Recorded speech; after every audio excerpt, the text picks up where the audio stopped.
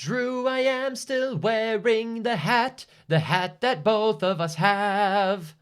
Okay, so last video we saw mechanical advantage, ideal mechanical advantages, and efficiency of simple machines.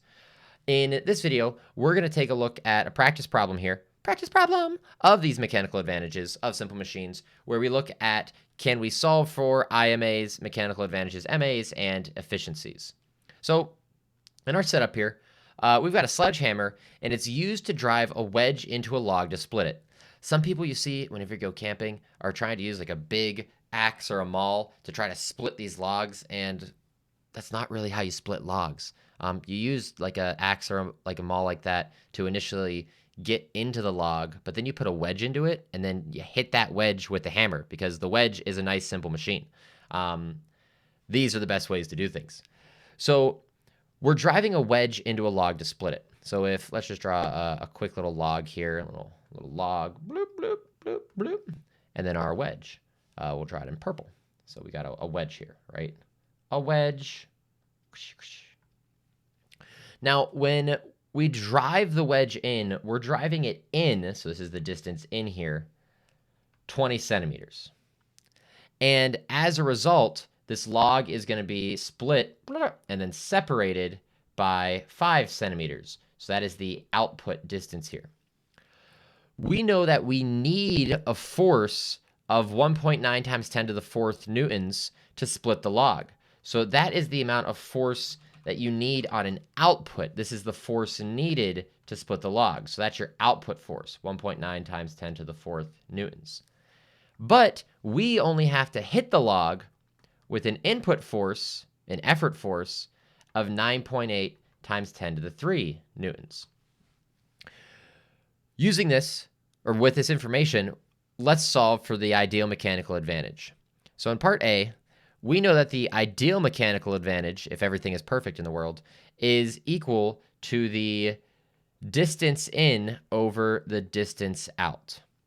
And in this problem, our distance is 20, our distance out is 5, so 20 over 5, and that's going to give us something equal to 4. Now, interestingly enough, this is a unitless quantity.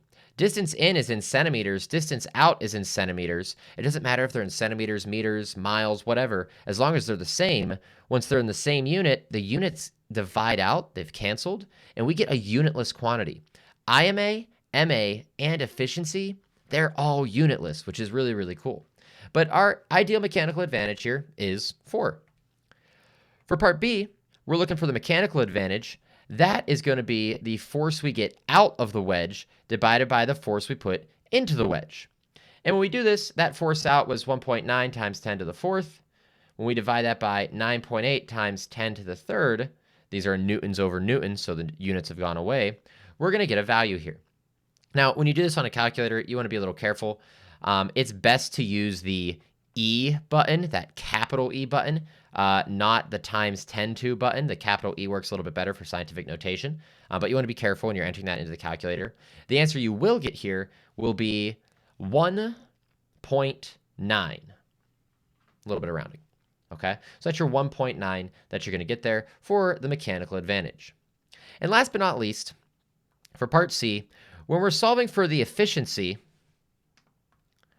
is equivalent to the mechanical advantage divided by the ideal mechanical advantage, which we've already solved for both of these. There's MA, there's IMA.